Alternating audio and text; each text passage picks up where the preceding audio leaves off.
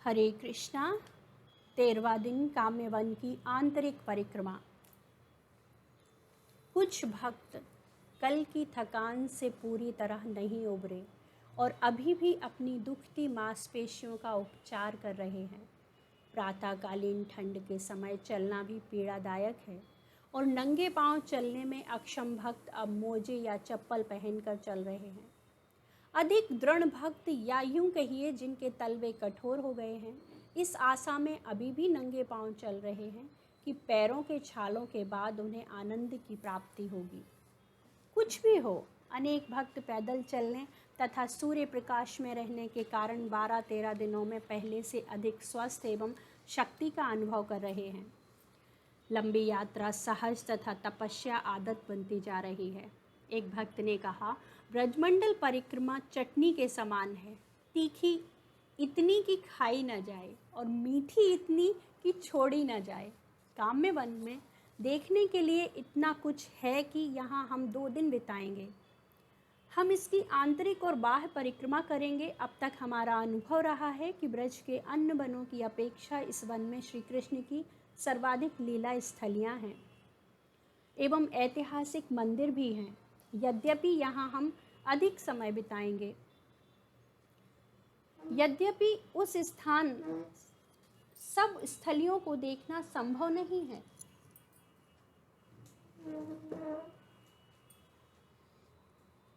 काम्यवन शब्द की उत्पत्ति काम शब्द से हुई है। काम अर्थात कामनाएं। यहाँ व्यक्ति की सारी कामनाएं पूरी होती हैं और आदि वराह पुराण के अनुसार वह बैकुंठ में महिमान्वित होने की योग्यता प्राप्त करता है। दूसरी ओर विश्वनाथ चक्रवर्ती ठाकुर लिखते हैं, यहाँ श्री कृष्ण अनेक रमणीय काम्य वनों, कुंजों तथा सरोवरों में अपनी मधुर लीलाओं का आस्वादन करते हैं। फलतः यह स्थान काम्यवन कहलाता है। चाहे कुछ भी हो, हमें सजग रहना है कि हमारे विचार, इच्छाएं एवं प्रार्थनाएं शुद्ध हों। हम श्री चैतन्य महाप्रभु के दिशा निर्देशानुसार प्रार्थना करते हैं। हे सर्वसमर्थ जगदीश, मुझे धन एकत्र करने की कोई कामना नहीं है। ना मैं अनुयायियों, सुंदर स्त्री अथवा अलंकृत कविता का ही इच्छुक हूँ। मेरी तो एकमात्र यही कामना है कि मेरे हृदय में जन्म जन्मांतर तक आपकी अहेतु की भक्ति बनी रहे। हम श्री चैतन्य महाप्रभु के निर्देशानुसार प्रार्थना करते हैं। हे सर्वसमर्थ भगवान जगदीश, मुझे धन एकत्र करने की कोई कामना नहीं है। ना मैं अनुयायियों, सुंदर स्त्री अथवा अलंकृत कविता का ही इच्छुक हूँ। मेरी तो एकमात्र यही कामना है कि मेरे हृदय में जन्म जन्मांतर तक आपकी अहेतु की भक्ति बनी रहे।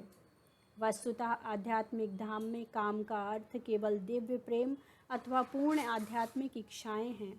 इसमें भौतिकता लेस मात्र भी नहीं है। यह काम प्रेम है, कामुकता नहीं। ब्रज में कहीं भी कामुकता का प्रश्न नहीं है और काम्यवन इस ब्रज का अभिन्न भाग है। गोपियाँ माधुर्य प्रेम में भगवान की सेवा करना चाहती थी। उनकी वह कामना यहीं पूरी हुई। इसलिए काम्यवन का एक नाम प्रेमवन भी हो सकता है। कुछ वर्षों से परिक्रमा के दौरान हम यात्रीगण अपनी व्यक्तिगत प्रार्थनाओं के साथ इन पवित्र स्थानों पर इस्कॉन के लिए सामूहिक प्रार्थना करते हैं। जब सरकार द्वारा भक्ति वेदांत मैनर को धमकी दी जा रही थी, हमने उसके लिए प्रार्थना की। हमने आर्थिक तंगी से गुजर रहे न्यू मायापुर के लिए प्रार्थना की, श्रील प्रभुपाद शताब्दी उत्सव की सफलता के लिए प्रार्थना की और हाल ही में जयपता का स्वामी के स्ट्रोक के बाद उनके लिए प्रार्थना की। काम्यवन में प्रार्थना करना अत्यंत प्रभावशाली है और हमने स्वयं इसके परिणामों का अनुभव किया है। आज हमारा परिक्रमा मार्ग निम्नलिखित रहेगा। हम कामा के पश्चिम छोर तक चलेंगे और फिर अपने शिविर में लौट आएंगे। मार्ग में हम महत्वपूर्ण मंदिरों, लीला स्थलियों एवं कुंडों के दर्शन करेंगे। दोपहर से पहले काम्यवन के दक्षिणी छोर पर यशोदा कुंड से सेतुबंध रामेश्वर वापस शिविर में। राधा गोपीनाथ मंदिर। सर्वप्रथम हम एक छोटी पहाड़ी की तलहटी में बने राधा गोपीनाथ मंदिर गए। श्री श्री राधा गोपीनाथ मधु पंडित द्वारा सेवित विग्रहों की प्रतिभू मूर्ति है। आज गोपीनाथ के हाथों पर फूलों की सुंदर चित्रकारी की गई है। जब जयपुर के राजा ने मुसलमानों के आक्रमण के दौरान गौड़ीय वैष्णवों के 3 प्रमुख विग्रहों को ब्रज से जयपुर स्थानांतरित किया, तो उस समय ये विग्रह 2 स्थान पर ठहरे, राधा कुंड एवं काम्यवन। 5 दिन पूर्व राधा कुंड हमने गोपीनाथ के प्रतिभू विग्रहों के दर्शन किए। इस वन से होकर विग्रहों की यात्रा की स्मृति में यहाँ भी मंदिरों का निर्माण किया गया है। कुछ ही देर में हम गोविंद देव एवं मदन मोहन मंदिर भी जाएंगे। गोपाल मदन मोहन शाश्वत रूप से एक कुमार हैं और गोविंद देव एक युवक। इन 2 विग्रहों की तुलना में गोपीनाथ अधिक सुंदर हैं। गोपाल धीरोद्धत नायक हैं, ऐसा व्यक्ति जो ईर्ष्यालु, अभिमानी, शीघ्र क्रोधित होने वाला, चंचल तथा आराम परस्त है। गोविंद धीरोदात्त नायक हैं, गंभीर, सौम्य, क्षमाशील, दयालु, दृढ़, नम्र, अत्यंत योग, साहसी तथा आकर्षक शरीर वाले। गोपीनाथ धीर ललित नायक हैं, मस्खरे, नित्य, नव यौवन से भरपूर, हंसी मजाक में दक्ष तथा निश्चिंत, भक्ति रत्नाकर। गोपीनाथ के चरण कमलों पर प्रणाम एवं उनके स्मरण की प्रार्थना करके हमने उनके प्रणाम मंत्र का उच्चारण किया। श्रीमान रास रसारंभी वंशी बट ततस्थिता कर्शन वेणुष्वन गोपीनाथ श्रेयस्तुनः। श्री श्री गोपीनाथ रासलीला के दिव्य रस के स्रोत तथा बंसी बट पर खड़े रहकर अपनी बंसी ध्वनि से गोपिकाओं को आकर्षित करते हैं। ये सब हमारा कल्याण करें। 84 खंभा। इसके बाद हम 84 खंभा गए। भद्र प्रभु ने बताया कि देवताओं के शिल्पी विश्वकर्मा ने पांडवों के वनवास के दौरान एक रात में उनके लिए इसका निर्माण किया। 84 खंभों पर खड़ा यह भवन आज खंडर है, परंतु एक समय अवश्य ही अद्भुत रहा होगा। कोई भी 2 खंभे एक जैसे नहीं हैं, सब पर भिन्न नक्काशी है। हमने यहाँ युधिष्ठिर महाराज का सिंहासन भी देखा। बगीचे में घास पौधे बढ़ गए हैं। यहाँ 84 खंभा भवन को देखकर गोकुल के नंद भवन का स्मरण हो आता है। अपनी परिक्रमा के 19वें दिन हम यहाँ जाएंगे। मदन मोहन मंदिर। पथरीली गली से हम उन ब्रजवासी के घर पहुँचे जहाँ श्री श्री राधा मदन मोहन निवास करते हैं। श्री मदन मोहन श्री सनातन गोस्वामी के प्रतिभू विग्रह हैं। मदन मोहन के विग्रह छोटे तथा उनका मुख गोल एवं उल्लसित है। एक बार उन्हें एक ब्रजवासी के घर माखन चुराते पकड़ा गया था। उन्हें पकड़ने वाली माता गोपी ने कहा कि मदन मोहन को दंड स्वरूप उनके घर में रहना होगा, इसलिए आज भी उनकी पूजा मंदिर में नहीं अपितु उस गोपी के घर में होती है। भक्तों ने नम्रतापूर्वक प्रणाम करते हुए चैतन्य चरितामृत आदि में यह प्रार्थना कही। श्री राधा मदन मोहन की जय हो। मैं पंगु, अज्ञानी और अल्प बुद्धि हूँ और वे मेरे रक्षक हैं। उनके दोनों चरण कमल ही मेरे सर्वस्व हैं। मैं उनकी वंदना करता हूँ। राधा गोविंद तथा वृंदा देवी मंदिर। हम आगे बढ़े और श्री श्री राधा गोविंद देव एवं श्री वृंदा देवी के मंदिर आए। यह दूसरे कामा का केंद्र बिंदु है। किस प्रकार ये विग्रह काम्यवन पहुँचे, हम पहले ही इसका वर्णन कर चुके हैं। काले रंग के गोविंद देव 2.5 फुट ऊंचे हैं। उनके मुख पर गोपी बिंदु चित्रित है। उनके साथ श्रीमती राधा रानी के सुनहरे विग्रह स्थित हैं। हम स्तुति करने लगे। मैं श्री श्री राधा गोविंद देव का स्मरण करता हूँ, जो परम रमणीय श्री वृंदावन धाम में स्थित एक कल्प वृक्ष के नीचे दिव्य रत्न जड़ित भवन में मणियों के सिंहासन पर विराजमान हैं तथा अपनी प्रिय सखियों द्वारा सेवित हैं। चैतन्य चरितामृत आदि 1.16। जब श्रील प्रभुपाद 1972 में प्रचार करने जयपुर गए तो वे प्रायः मूल राधा गोविंद देव के दर्शन करने जाया करते। यहाँ मंगल आरती में सैकड़ों लोग भगवान के दर्शनार्थ आते हैं। स्थानीय लोगों की भक्ति भावना देखते ही बनती है। भगवान के लिए प्रतिदिन लड्डुओं के टीले का भोग लगाया जाता है और दर्शनार्थियों की महाप्रसाद वितरित किया जाता है। श्रील प्रभुपाद के शिष्यों ने सप्ताह भर के पंडाल कार्यक्रम का आयोजन किया था और पंडाल ठीक राधा गोविंद देव मंदिर के बराबर में था। इसी उत्सव के दौरान श्रील प्रभुपाद ने न्यूयॉर्क मंदिर के लिए भेजे जाने वाले राधा कृष्ण विग्रहों का अभिषेक किया था।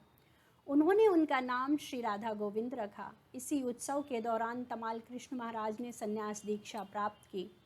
राधा गोविंद ने श्रील प्रभुपाद का संबंध बचपन से है। प्रभुपाद यह भी राधा गोविंद की सम्मति है, और जैसा मैंने तुम्हें आते समय दिखाया था, हमारा घर ठीक वर्तमान गोविंद भवन के पीछे था। बचपन से ही मुझे राधा गोविंद के दर्शन का अवसर मिलता। जब मैं 3-4 वर्ष का था, प्रतिदिन उनके दर्शन के लिए जाया करता था। पृष्ठ कृष्ण, पुष्ट कृष्ण, जय राधा गोविंद, जय प्रभुपाद। प्रभुपाद ने कहा, और मेरे भक्तिमय जीवन की वही प्रेरणा है। तब मैंने अपने पिता से कहा, मुझे राधा कृष्ण के विग्रह ला दो, मैं उनकी पूजा करूँगा। मेरे पिता भी वैष्णव थे। उन्होंने मुझे छोटे राधा कृष्ण विग्रह ला दिए। मैं घर में उनकी पूजा करता था। मैं जो भी खाता उन्हें भोग लगाता। मैं अपने छोटे विग्रह के लिए सारे उत्सव भी मनाता। वे विग्रह आज भी हैं। मैंने उन्हें अपनी बहन को दे दिए।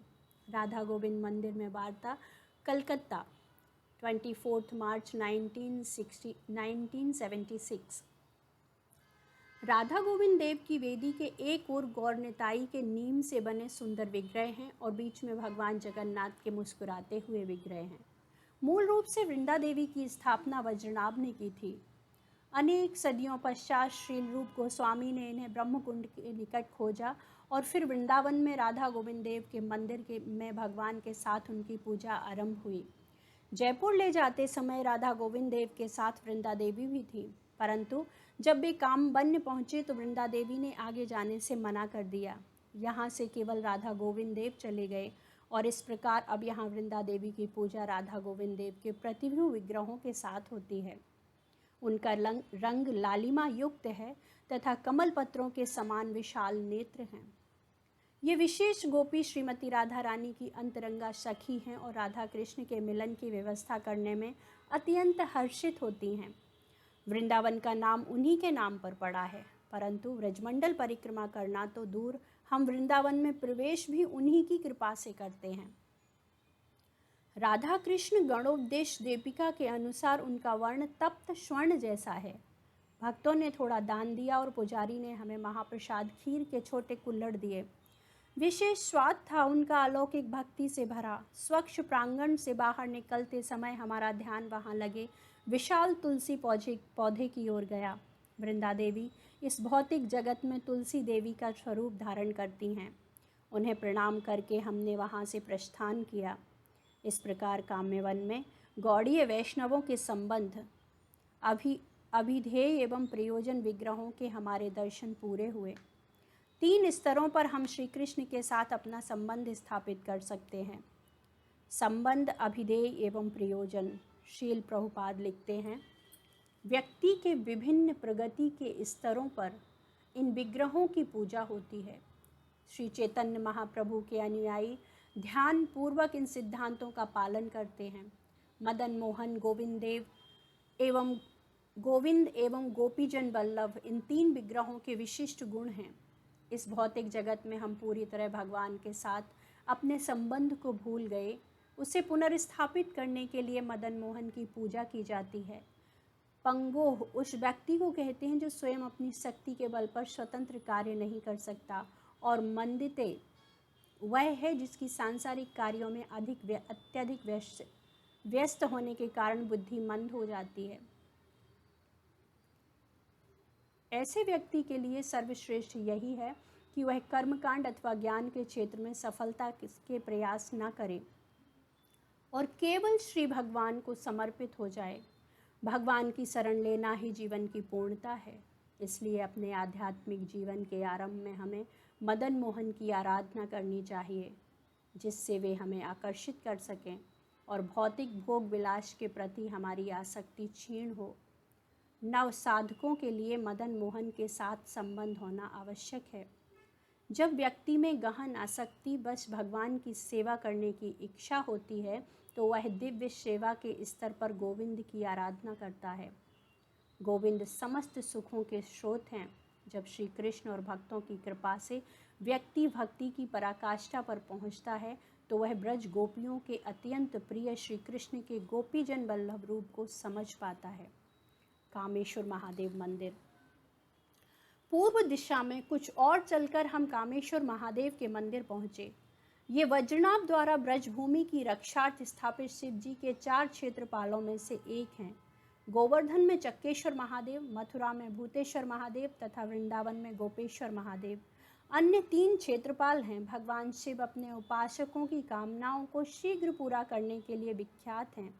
हम शिव जी से प्रार्थना करते हैं कि हमारी सांसारिक कामनाएं शीघ्र नष्ट हो जाएं और हम इन रमणीय वनों में नृत्य कर रहे भगवान के चरण कमलों को देख सकें। पंच पांडव मंदिर एवं धर्म कुंड पंच तीर्थ कुंड कहलाता है। निकट ही 5 पांडवों का मंदिर है। एक समय यहाँ पांडवों एवं द्रौपदी के विग्रह थे, परंतु अब केवल कुछ ही शेष बचे हैं। पंच पांडव से और आगे कुछ पूर्व में पंच तीर्थ कुंड अथवा धर्म कुंड है। महाभारत में यहाँ हुई एक लीला का वर्णन आता है। 12 वर्षों के वनवास के दौरान पांडव काम्य वन में भ्रमण कर रहे थे। प्यास लगने पर भाइयों ने सहदेव को कुंड से जल लाने भेजा। जैसे हुए जल पीने लगा, एक अदृश्य वाणी ने उसे चेतावनी दी और कहा कि जल पीने से पूर्व वह उसके प्रश्नों के उत्तर दे। प्यास से व्याकुल सहदेव ने चेतावनी पर ध्यान नहीं दिया और जल पीते ही वह भूमि पर अचेत गिर पड़ा। जब नकुल, अर्जुन एवं भीम ने भी उस वाणी के प्रश्नों का उत्तर दिए बिना जल पीने का प्रयास किया तो उनके साथ भी वही हुआ। अपने भाइयों को न लौटा देख अंततः महाराज युधिष्ठिर स्वयं कुंड पर आए। चारों को कुंड के तट पर मृत देख वे शोक से भर उठे, परंतु उन्होंने स्वयं को संभाला और अपने भाइयों की मृत्यु का कारण खोजने का प्रयास करने लगे। उस समय उन्हें भी वही चेतावनी सुनाई पड़ी, मेरे प्रश्नों का उत्तर देने के बाद तुम जल पी सकते हो, अन्यथा तुम्हारी भी गति अपने भाइयों जैसी होगी। महाराज युधिष्ठिर जानना चाहते थे कि वह कौन बोल रहा है और उन्हें पता चला कि वह एक भयानक दिखने वाला यक्ष है। बहुत देर तक प्रश्नोत्तर चलता रहा। सज्जन राजा इतने ज्ञानी थे कि उन्होंने सरलतापूर्वक अपने उत्तरों से यक्ष को संतुष्ट कर दिया। उनमें से एक प्रश्न अत्यंत प्रसिद्ध है, सबसे आश्चर्यजनक बात क्या है? इस पर महाराज युधिष्ठिर का उत्तर था, प्रतिदिन मनुष्य अपने चारों ओर असंख्य प्राणियों को मरते देखता है, परंतु फिर भी सोचता है कि उसकी मृत्यु कभी नहीं होगी। क्या इससे अधिक आश्चर्यजनक कुछ और हो सकता है? यक्ष संतुष्ट हो गया। उसने कहा कि वह चारों में से किसी एक भाई को जीवित कर सकता है। युधिष्ठिर महाराज को चुनाव करना था। नकुल को चुने जाने पर यक्ष ने पूछा कि तुमने नकुल को ही क्यों चुना?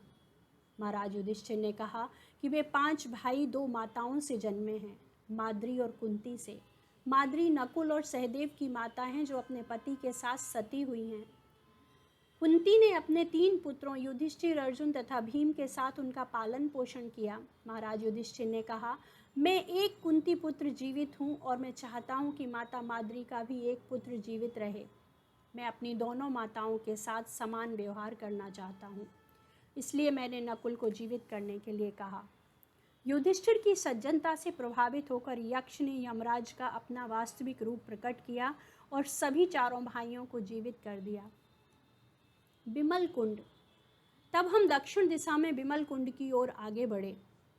यह हमारे शिविर से अधिक दूर नहीं है। कदाचित बिमल कुंड कामवन के 84 कुंडों में सर्वाधिक महत्वपूर्ण है। इसका नाम 5000 वर्ष पूर्व सिंध, इस समय पाकिस्तान में, के राजा विमल के नाम पर पड़ा। राजा की 1 करोड़ सुंदर पुत्रियां थीं और उन्होंने सबका विवाह भगवान श्री कृष्ण के साथ किया। कहा जाता है कि भगवान के साथ नृत्य करने के बाद उन रानियों के पसीने से इस कुंड का निर्माण हुआ। गर्ग संहिता का वर्णन करते हैं कि राजा की पुत्रियां अपने पूर्व जन्म में अयोध्या की स्त्रियां थीं। भगवान श्री राम की सुंदरता से मोहित होकर उनके हृदय में उनसे विवाह की कामना उठी थी, परंतु चूंकि श्री राम ने एक पत्नी व्रत लिया था, उनकी इच्छा पूरी नहीं हो पाई। भक्त वत्सल भगवान उनकी उत्कट इच्छा जानते थे और इसलिए द्वापर युग में उन्होंने उनकी वह इच्छा पूरी की। बिमल कुंड के चारों ओर वृक्षों की छाया में अनेक मंदिर एवं पूजा घर बने हैं। इन वृक्षों की शाखाओं पर बंदरों की टोलियां झूलती रहती हैं। वे शाखाओं को ऐसे झकझोरते हैं मानो क्रोधित हों।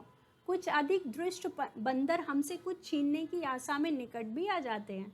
काम्य वन बंदरों का राज्य है। क्यों? कुछ देर बाद हमें इसका पता चलेगा।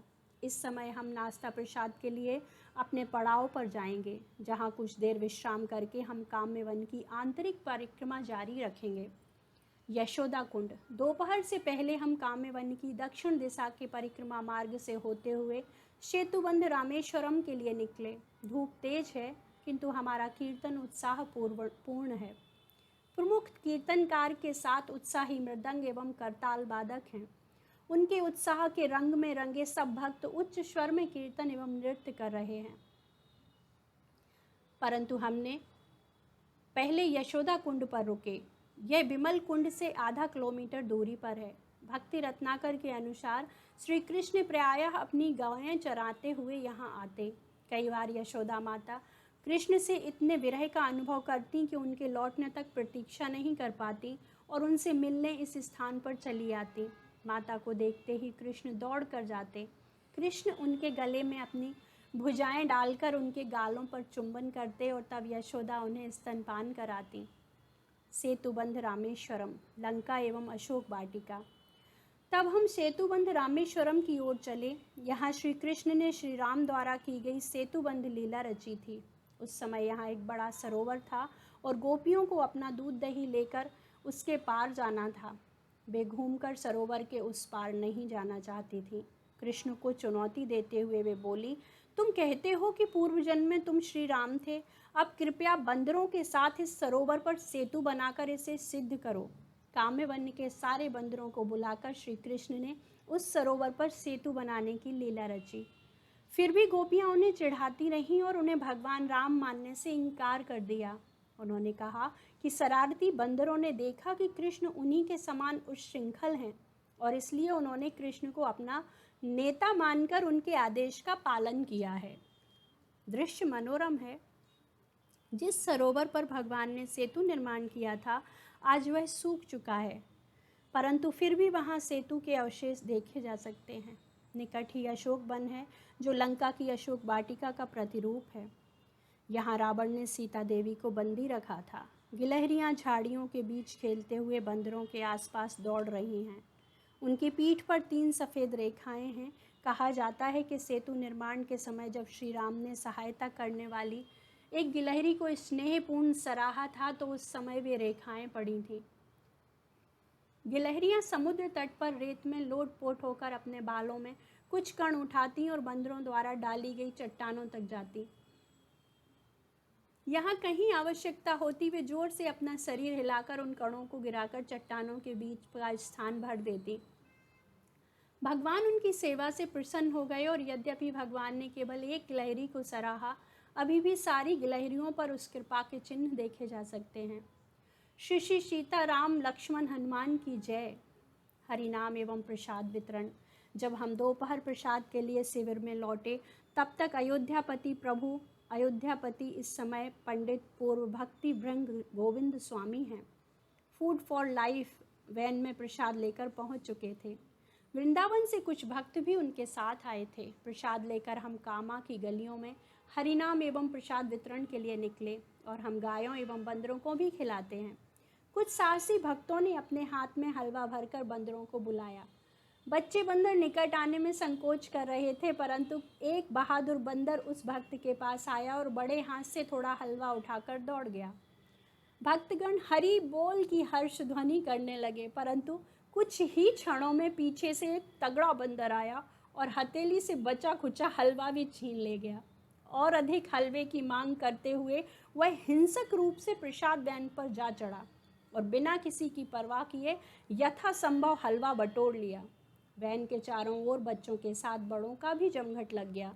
सबने प्रसाद के लिए हथेलियां फैला ली। कीर्तन उत्साहपूर्ण है। कुछ बच्चे कीर्तन दल के साथ नाचते हुए हमारे निवास तक आ गए।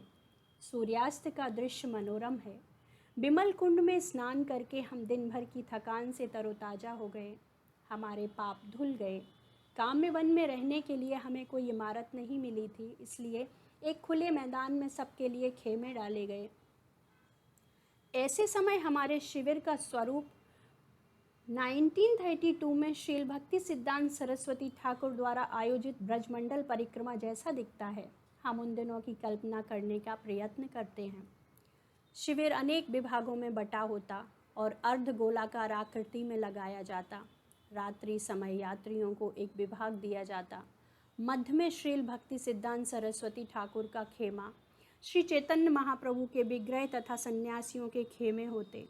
स्त्रियों एवं पुरुषों के खेमे अलग अलग होते। विवाहित दंपति भी एक साथ नहीं रहते।